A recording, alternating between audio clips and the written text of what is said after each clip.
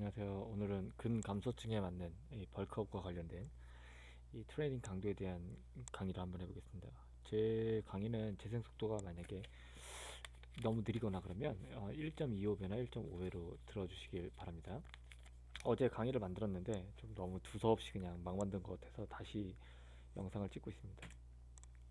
우선 목차 근감소증의 운동이 왜 필요한 것인가, 논문 두 편 리뷰, 그 다음에 운동선수들 트레이닝과 근비대 연관성, 사이즈 프린서플에 대한 얘기를 한번 해보겠습니다.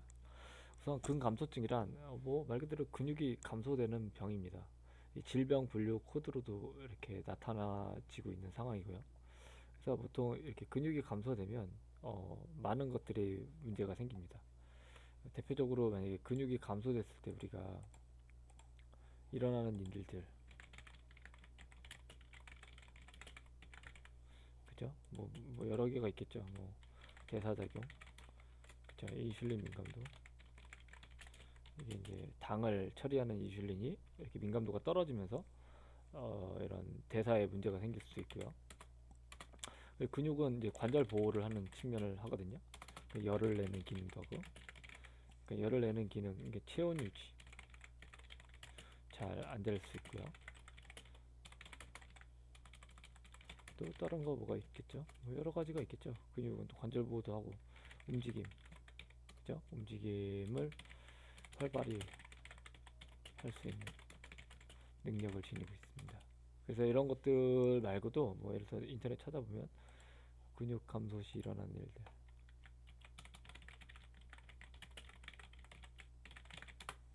치면 쫙 나오겠죠. 뭐 여러 가지로 뭐 여러 가지가 나옵니다. 그리고 근육 감소 시 아무튼 뭐 심장도 더 많이 자극을 받을 수 있고,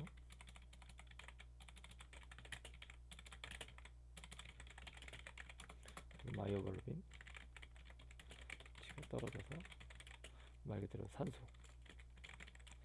산소에 대한 이런 부분이 우리 몸에 이렇게 저장하는 능력도 떨어질 수 있습니다. 아무튼 뭐 이거는 나중에 인터넷 찾아보면 나오고요. 그래서 근감소증이 일어나면 여러 가지로 문제가 되기 때문에 근육 감소증을 막아야 됩니다. 그럼 근감소증에는 운동이 왜 필요한 것인가? 이거 다 알고 있는 내용일 수도 있고요. 근육 손실 속도를 극적으로 늦출 수 있다라고 나옵니다. 그리고 단기 저항 운동에 반응하여 단백질을 합성하는 능력, 그죠? 이 되게 중요한 능력입니다. 단기 저항 운동 효과적일 수 있다. 그리고 노인은 점진적인 저항 운동을 통해 신체적 성능과 근력을 향상시킬 수 있다. 그리고 아까 말했듯이 미토콘드리아가 더 많이 생성되고 이 모세혈관 밀도가 증가되며 결합 조직의 질량과 이 강도를 증가시킬 수 있다. 이게 되게 중요한 얘기입니다. 이렇게 운동이 꼭 필요하다는 얘기예요. 근감소증에서. 근감소증에 운동이 필요한데 흔히 우리가 이제 벌크업이라고 하죠. 벌크업. 이 근육량 증대, 근비대, 흔히 말해서 근비대, 하이퍼트로피 거야 아마. 그 머슬 하이퍼트로피, 그죠? 하여튼 뭐 이런 걸 잘하려면 예전에는 무겁게 들어라, 그래야만 근육을 얻을 수 있다. 그래서 이제 RM이라는 개념을 제시를 했죠. 랩 맥스, 우리나라 말로 하면 최대 반복 횟수. 그래서 뭐 6RM이다 예를 들면 6RM 그러면 딱 6개만 할 수 있는 중량, 그죠? 6개 갱신히 할 수 있는 중량, 뭐 15RM이다 15개를 갱신히 할 수 있는 중량,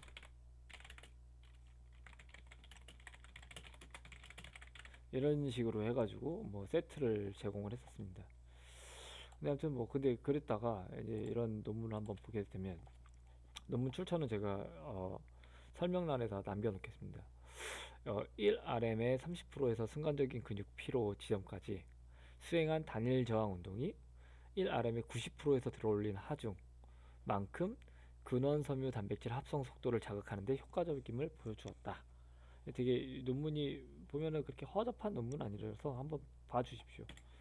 그래서 이렇게 30% RM, 90% RM 했더니 원래는 우리가 생각하는 부분에서는 어떤 게 더 우세해야 돼요? 당연히 무거운 거 RM 1RM을 하면 근비대가 더 잘 돼야 된다라고 우리는 믿습니다.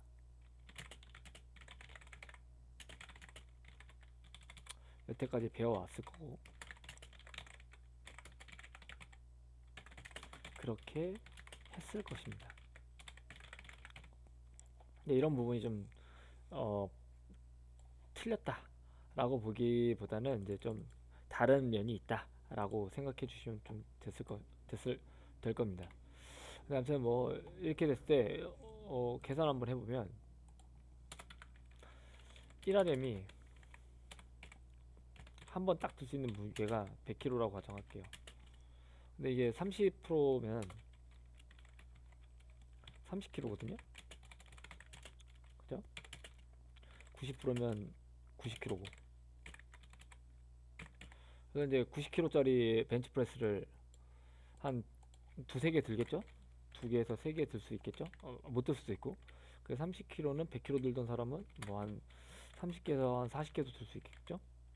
근데 이렇게 하는 것들이 이렇게 하는 거랑 큰 차이가 없었대요, 오히려. 그리고 오히려 이렇게 더 좋았대. 그래서 이런 얘기를 하는 게 이 논문입니다, 위에. 이런 논문. 그래가지고, 그러면은 이제 우리가 근비대를 하려면 예전엔 무겁게 들었어야 됐는데, 그죠? 예전에는 근비대를 위해서 무겁게.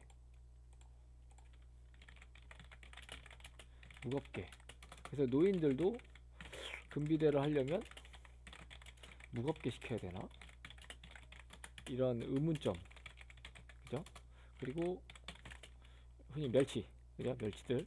멸치들도 근비대를 하려면 무겁게 해야 하나? 의문점. 근데 이제 이런 부분에서 굳이 무겁게보다는 1RM의 30% 정도로 하는 것들을 하면 뭐 이 90%에 비해서 꿀리지 않는다. 이 정도로 이렇게 된 논문입니다. 근데 이게 이제 우리가 이제 맨날 무겁게 해야 된다라는 부분에서는 좀 상반되는 내용이라 좀 멘붕이 할 수 있겠지만 여기에 대한 과학적 근거들이 또 있습니다. 또 다른 좀 논문을 또 보면 이것도 출처 남겨드릴게요. 이 논문을 이제 한글로 딱 요약해 보면 이런 겁니다. 우리가 근력 운동 초기에는 한 몇 주 동안 근육 두께가 거의 변하지 않는답니다. 운동을 해도. 근데 이제 그 이유가 우리 신경계들이 중추신경계가 적응을 해서 그 근력 운동에 이 더 많은 이 가지 말초신경으로 운동 뉴런을 효율적으로 동원하게 됩니다. 그때 이 시점에서는 근육 자체를 크게 한다기보다는 우리 몸이 이렇게 근력 운동을 함으로써 신경계가 적응을 하고 이 학습을 하는데 더 중요한 역할을 한다고 예, 알고 있으면 좋을 것 같습니다. 근데 이런 과정 없이 그냥 무게를 높인다면 더 많은 운동 뉴런이 효율적으로 동원하지 못하겠죠.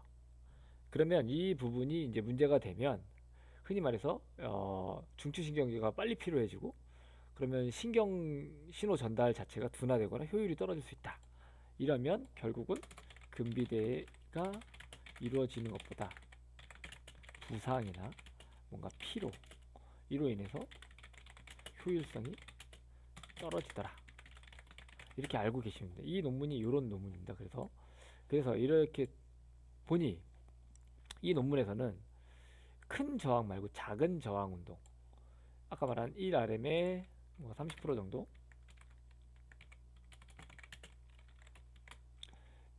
이런 부분 정도가 중추신경계 부담이 덜하고 이런 적절한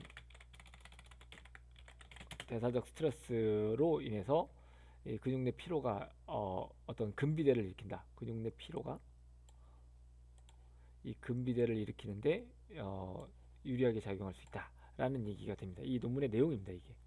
그러면 이런 부분에서 이런 큰 무게를 했을 때 만약에 이제 고숙련자를 제외하고 대부분 이런 중추신경계 피로는 이런 코르티솔 분비를 촉진시킨다고 합니다. 그러면 이런 촉진이 되면 이런 성장 호르몬이나 테스토스테론 같은 이런 근육 성장에 긍정적인 영향을 주는 호르몬의 분비를 억제할 수 있습니다. 이 코티졸은.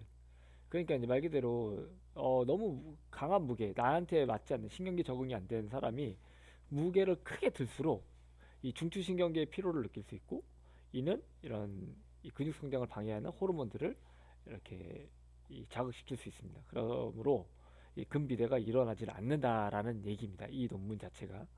그래서 자, 이런 논문에 대한 얘기를 이제 봤었고, 그러면 왜 이렇게, 그러면은 이 결론이 나왔죠. 결론은 뭐야? 나에게 근비대를 해야 돼. 근비대를. 근데 이제 운동 초보잖아. 이게 어르신들이야. 그랬을 때는 어떻게 해야 된다? 저중량 고반복으로 해야 근감소증을 예방할 수 있다라는 얘기입니다. 우선 결론부터 얘기하는 겁니다. 아유. 근데 이런 부분이 왜 이렇게 되는지, 1번은 아까 말했듯이 시간을 줘야 됩니다. 우리가 신경계가 적응하고 학습할 수 있는 시간. 그러려면 무게가 막 확 높아지면 이런 것들을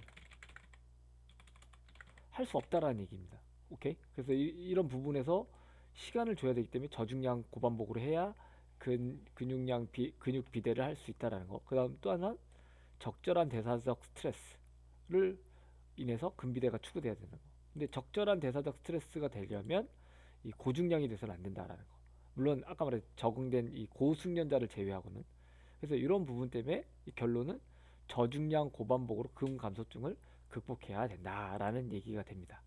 그럼 이제 다시 뒤쪽으로 넘어가서, 그럼 이제 운동선수들 있죠? 뭐 유도 선수도 있고 태권도 선수도 있습니다. 근데 이 사람들은 막 어떻게 해요? 그 태릉 선수촌 혹은 대학교를 가기 전까지 웨이트 트레이닝은 사실 많이 하지 않습니다. 그냥 맨몸 운동. 그리고 되게 많이 합니다. 이 개수를. 근데 그렇게 됐는데 일반인들보다 어때요? 근육이? 엄청나게 많이 발달되어 있습니다. 그 얘기는 뭐냐면, 예를 들어 대표적으로 유도 선수들의 이런 훈련 중에 배 밀어 올리기라는 게 있습니다. 배 밀어 올리기.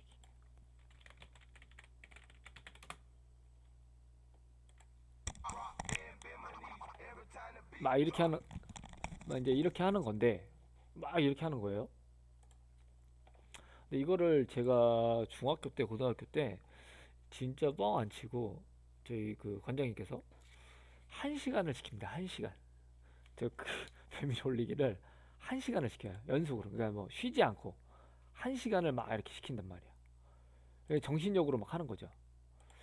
근데 막 이렇게 했더니, 그냥 이렇게 했더니 막 뭐라 그래, 근육이 되게 커지더라고요.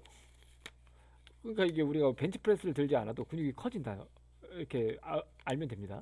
그리고 태권도를 해보신 분들은 알겠지만 발차기를 그냥 조금 하는 게 아니고 졸라 많이 합니다. 실제로 졸라 많이 하다 보니까 대퇴사두근이 졸라 커져요. 이거는 굳이 우리가 어떤 저항을 두지 않았고, 뭐 6RM, 뭐 5RM, 12RM을 하지 않아도 이렇게 커집니다. 근데 이런 사람들이나 또 유격훈련 있죠? 유격훈련. 군대에 간 사람들은 알겠지만 막 몇 번 올빼미 막 뭐 몇 번 뭐 해가지고 막 스쿼트도 시키고 막 이런 거 하거든요.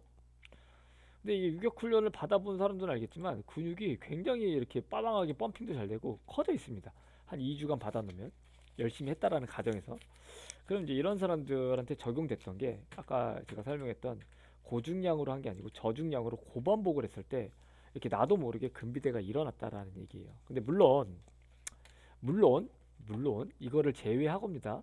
이거는 플러스가 돼야 되는 요소고, 뭐냐면 제외한 요소가 뭐냐면 영양입니다. 영양. 그죠? 뭐 당연히 단백질 공급은 근비대에 있어서 필수적입니다.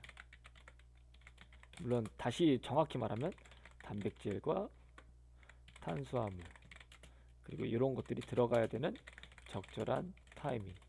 그래서 뭐 뉴트리션 타이밍이라는 책이 있었죠. 그다음 좀뭐 이런 것들이 들어간다는 전제 말고 운동만으로 얘기했을 때입니다. 운동만으로. 그랬을 때는 아까 말한 90% 1RM이 90%랑 30%랑 큰 차이가 없다라는 얘기입니다. 그래서 그러면 이렇게 훈련하는 것들이 과연 근비대에 꼭 맞는 것이냐? 6RM, 12RM, 15RM. 그렇지 않다라는 얘기가 됩니다. 오히려 오히려 초보자나 노인 같은 경우는 이 고중량보다는 저중량 고반복으로 하는 것들을 추천한다. 그 이유는 아까 전에도 말씀을 드렸습니다. 알겠죠? 이제 트레이너들이 초보자가 오면 15개씩 3세트보다는 1RM에서 한 30% 정도 되는 부분을 한 20개에서 30개 지칠 때까지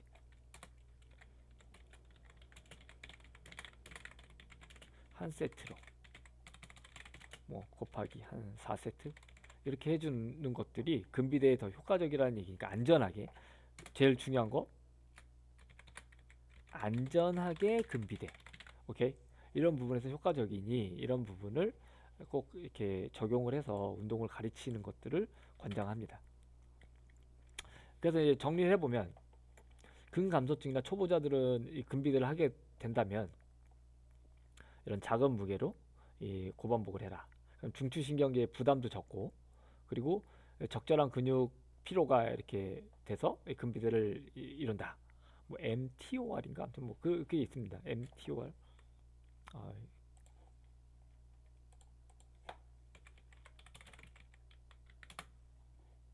뭐 이런 거 뭐야 세포 성장 대사 생존을 조절하는 신호전 단백질 이런 것들이 아무튼 뭐 단백질 지질을 핵산 촉진한다 이런 것들이 뭐 이렇게 했을 때 근육 피로가 나왔을 때 이렇게 많이 이렇게 좀 나온답니다. 뭐 그래가지고 이제 근육 성장이 된다라는 얘기고 아 그리고 잠깐 외적으로 빠졌지만 큰 무게 저항 운동은 숙련된 사람이 아니고서는 하지 말라라는 얘기입니다. 이 근비대를 위해서는. 근데 만약에 숙련된 사람들은 이런 거와 이런 거를 같이 섞어서 하겠죠. 트레이닝 프로그램에 이 두 가지를 섞어서 합니다. 저도 뭐 자랑은 아니지만 제가 대학교 때까지는 유도를 했었고요. 중학교 1학년 때부터 했으니까 꽤 많이 했습니다. 이렇게 했었고 그 대학교 4년 중에 한 대학교 졸업하고 나서도 한 4년간 보디빌딩을 잠깐 했었습니다. 성적은 뭐 대학 보디빌딩 대회 전국이죠. 1등 한 번 해봤고요. 3등 한 번 해봤고 예선 탈락 한 번 해봤습니다. 이렇게 3번 나갔는데 이렇게 됐었습니다. 그래서 뭐라 그래? 그래서 운동 웨이트 트레이닝 그래도 좀 나름 해봤었습니다. 그래서 뭐 이게 막 이렇게 말만 씨부리는 건 아니니까 좀 알고 계시면 좀 좋을 것 같고요. 하여튼 뭐 이렇게 그럼 이런 이 아까 말한 작은 무게와 고반복 혹은 큰 무게와 저반복 이걸 얘기할 때 꼭 이런 것들을 얘기해 줘야 됩니다. 이 트레이너라면 사이즈 프린서플이라고 해서 크기 이론입니다. 크기 이론. 이 헤네만이라는 학자가 만든 이론이고요. 이게 만약에 젓가락질로 예를 들면 크기 이론을 만약에 가벼운 이런 콩 같은 걸 잡았다 가정할게요. 그랬을 때는 아주 작은 이 운동 단위들이 쓰이고요. 적은 힘이 필요하고. 근데 만약에 이제 얘가 콩보다는 좀 이제 밥을 이렇게 젓가락으로 이렇게 먹는다고 치자고요. 밥의 무게에 따라서 조금 더 강하게 잡아야 되는 상황에서는 조금 더 큰 근육들이 개입이 됩니다. 그리고 조금 더 얘가 만약에 어, 좀 무거운 거를 젓가락으로 잡았을 때는 이 팔꿈치 어깨 근육까지도 이 동원이 됩니다. 그래서 이게 원래는 우리 몸은 이 사이즈 프린서플에 의해서 작은 운동 신경 단위부터 조금씩 그 어떤 상황에 따라서 큰 운동 신경, 그다음 중간 운동 신경 이렇게 바꿔가면서 이렇게 순차적으로 진행을 합니다. 처음부터 예를 들어서 콩을 집는데 팔꿈치 어깨 근육을 동원하지 않는다는 소리예요. 근데 이제 고장 났을 때는 문제가 생겼을 때 뭐 신경을 다쳤거나 어떤 부상을 당했을 때는 이게 거꾸로 되면서 더 문제가 생깁니다. 이건 이따가 다시 다루겠습니다. 그래가지고 이런 사이즈 프린서플에 의하면 원래는 우리는 아까 말했듯이 고중량보다는 저중량을 한다 그랬죠. 저중량으로 막 이렇게 만약에 덤벨 플라이를 한다 치자고요. 예를 들어서 플라이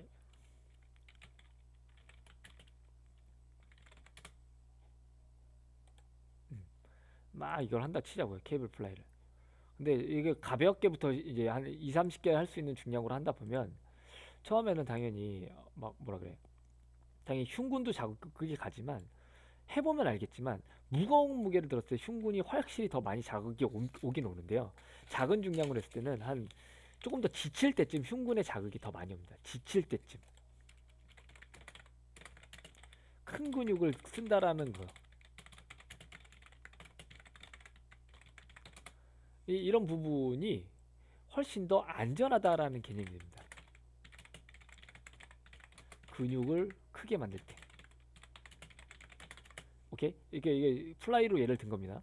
이거 해보면 알 겁니다. 조금 더 가벼운 중량으로 막 지칠 때쯤 이 대흉근이 많이 쓰인다라는 거. 근데 큰 무게를 할 때는 당연히 대흉근부터 먹지만 작은 무게를 할 때는 어 이런 작은 무게를 할 때는 이제 지칠 때쯤 이게 동원된다. 근데 이게 더 훨씬 더 안전하고 근육을 크게 만들 때 더 안전하다라는 얘기입니다. 이게 다 사이즈 프린서플에 의한 이 개념이 됩니다. 근데 이게 아까 말했듯이 고중량보다 저중량으로 했을 때 신경계통의 이 이론에 의하면 이런 것들이 더 안전하니 이렇게 해라 라는 얘기가 됩니다. 그럼 이제 또 다른 예를 한번 들어볼게요. 손상. 내가 이제 허리를 다쳤다고 가정할게요. 허리를 다쳤어. 그러면 사이즈 프린서플에도 변화가 생깁니다. 원래는 만약에 허리 다치기 전에는 예를 들어서 머리를 이렇게 감는다 가정할게요. 그럼 이제 척추 근육이 이렇게 늘어난단 말이에요. 그죠? 그럼 늘어나면서 오래 버텨줘야 됩니다. 그죠? 오래 버텨줘야 되는데 허리를 한번 다치고 나면 아까 이런 척추 길이끈에 이런 비율들이 있거든요. 장내근, 췌장근, 이 척추근. 근데 지근 비율이 높은 이런 척추근들 가장 안쪽에 있는 놈들이거든요. 얘네들이 다치게 됐을 때 손상이 되면 이렇게 굽혀서 이렇게 하는 것들에 얘네들이 쓰는 게 아니고 더 큰 무게를 막 더 큰 이런 근육들을 쓰게 됩니다. 그러면 오래 이렇게 유지를 못하고 막 피로감을 빨리 느낀다던가 아픈 거야. 이 머리 감는 거를. 그래가지고 문제가 생기는데 이런 사람들을 강화시켜 줘야 되는데 재활을 해야 되는데 작은 운동 단위를 강화시키는 게 아니고 이런 큰 근육 운동 단위를 막 시키는 거야. 이 헬스 트레이너들이 허리 재활해야 될 때는 이런 데드리프트를 해야 된다. 그럼 어때요? 그럼 이제 사이즈 프린서플이 가뜩이나 망가졌는데 작은 놈부터 써야 되는데 큰 놈을 쓰게 되는 구조에서 더 큰 놈을 쓰게 만드는 구조가 됩니다. 그럼 어떻게 돼? 이게 머리 감을 때 오래 못 버티는 거야. 그러니까 머리 감으면서 또 허리 통증이 와가지고 병원을 가서 도수치를 받는다던가, 뭐 체해 충격파를 때린다던가, 주사를 받는다던가, 막 이런 이상한 짓거리를 합니다. 근데 원래는 이런 재활 프로토콜을 세울 때도 어때야 돼요? 작은 운동 단위부터 동원되게 운동 이 재활 운동 프로토콜을 세워야 될 거 아니에요? 그죠? 근데 이런 멍청한 트레이너들이 간혹 있습니다. 흔히 자 트레이너라고 하죠. 이런 애들은 작은 운동 단위가 아닌 큰 운동 단위 운동부터 동원하는 프로그램을 한다라는 얘기예요. 그러면 이제 흔히 말해서 더 망가지는 구조가 됩니다. 더 망가져요. 그래서 중요한 건 트레이너가 만약에 어떤 재활을 하든 트레이닝 뭐 근비대를 하든 중요한 건 이런 사이즈 프린서플에 의거해서 뭔가를 시켜줘야 된다라는 얘기가 됩니다. 그래서 이런 부분이 안 되면 아까 말한 손상 이후에 이런 것들이 생깁니다. 뭐 작은 지근섬유부터 써야 되는데 그죠? 이런 신호 전달이 어려워져서 이 활성화 순서가 깨지고 큰 운동 단위부터 동원되면 이제 문제가 생긴다 이런 얘기고 그럼 이제 대형 운동 단위가 보상적 활성화를 한다라는 작은 얘가 문제가 생기면 속근이 먼저 빠르게 동원되고 속근은 뭐예요? 속근은 장점은 큰 무게를 들고 빠르고 근데 단점은 오래 못한다. 그죠? 지근은 오래 할 수 있고 느리고 그러니까 뭐 느리게 할 수 있는 오래 할 수 있는 이런 머리 감기 같은 것들은 지근 섬유가 많이 동원이 돼야 되는데 근데 맨날 이런 것만 하는 애들 있잖아요. 이런 것만 했는데 이런 것만 하는 애들은 머리 감는 걸 잘 못해요. 이렇게 오래 못해. 저희 동아리에서도 제가 대학교 때 동아리 때 제가 보디빌딩도 동아리가 있었고 스포츠 팀 동아리도 있었는데 이상하게 몸은 되게 큰데요. 이걸 못 감아가지고 샤워기를 틀어놓고 막 머리를 감습니다. 그러니까 이런 부분이 이런 사이즈 프린서플을 거스르면 문제가 되는 이 구조가 됩니다. 그래서 이런 부분에서 아까 이제 근비대와 이제 재활을 같이 얘기를 했는데 근비대를 다시 정리하자면 근감소증을 저중량 고방복으로 해라. 그 이유는 신경계가 적응 및 학습할 수 있는 시간을 줘야 된다라는 거고 이렇게 적응 및 학습이 잘 되면 고중량을 들 때도 훨씬 더 잘 듭니다. 제가 이제 유도를 해서 그런지 모르겠는데 어, 쉽게 그냥 벤치프레스 같은 거 있잖아요. 이게 약 쓰고 그랬던 애들보다 더 잘 들었습니다. 무게를. 그때 당시에 몸무게가 60인데 100kg까지 들었으니까 벤치프레스를. 그러니까 이런 것들이 적응이 잘 되다 보니까 막 배밀기 1시간 동안 하고 그러니까 벤치프레스를 뭐 막 무게 드는 거가 크게 어렵지 않았어요. 왜 그랬는지 이제 알 거, 이제 이런 것들을 배우니까 알게 된 거죠. 그때는 몰랐지. 그래서 흔히 이렇게 고중량보다는 저중량 고반복했던 애들이 보디빌딩으로 넘어간다. 그러면 이제 누워서 식은 죽 먹깁니다. 실제로. 그래서 이런 막 육상했던 애들, 뭐 이런 애들이 이 보디빌딩 넘어오면 그냥 다 씹어 먹습니다. 그 이유가 미친 듯이 고반복을 하기 때문에 그런 거다라고 보십니다. 그래서 신경계가 이미 미친 적응을 한 거야. 학습을 했고. 근데 이제 모르는 애들은 그러면 이런 일반인들을 운동시킬 때도 이렇게 미친 듯이 적응 및 학습시켜 주는 게 중요한 건데도 15개씩 3세트 하세요라고 얘기한다라는 거. 그래서 그런 부분이 되면 안 되니 꼭 이렇게 이 일반 사람들이나 노인들이나 이런 근감소증으로 만약에 운동을 해서 근육량을 증가시킨다 가정하면 이렇게 시켜달라라는 얘기를 드리고자 이 강의를 만들었습니다. 그리고 저희가 하는 교육은 스페셜 테스트와 이런 트레이닝 방법론 관련된 교육인데요. 지금 현재 시간당 4만 원인데요. 뭐 4시간 교육을 하고요. 보통 주는 스페셜 테스트입니다. 거기에 이 트레이닝 방법론이 조금씩 들어가는 거고요. 그 시간당 4만 원, 4시간 16만 원인데 지금 세일해서 12만 원까지 지금 하고 있습니다. 4시간에 12만 원. 그래서 만약에 우리 센터에서 오지 않고 교육을 들을 때는 만약에 우리 쪽으로 와달라라고 하시는 분들이 있다면 이렇게 최소 3명 이상씩 제가 달려가니까 이렇게 말씀해 주십시오. 연락처는 여기고 카카오톡 문의는 이렇게 해가지고 교육을 문의해 주시면 제가 이렇게 좀 교육을 해드리겠습니다. 자, 또 다른 교육으로 만나볼 때까지 구독, 좋아요 부탁드리겠고 공유도 좀 부탁드리겠습니다. 그래서 이렇게 말라깽이들 이렇게 감소 이렇게 할 때 이렇게 트레이닝 강도에 대한 교육을 했습니다. 자, 마치겠습니다.